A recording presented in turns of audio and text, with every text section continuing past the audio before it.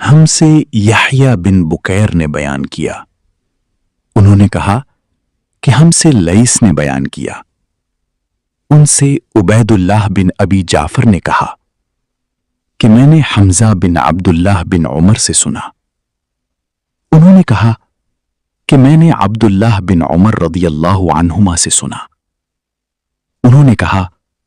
कि रसूलुल्लाह सल्लल्लाहु अलैहि वसल्लम ने फरमाया, आदमी हमेशा लोगों के सामने हाथ फैलाता रहता है यहां तक कि वो क़यामत के दिन इस तरह उठेगा कि उसके चेहरे पर जरा भी गोश्त ना होगा।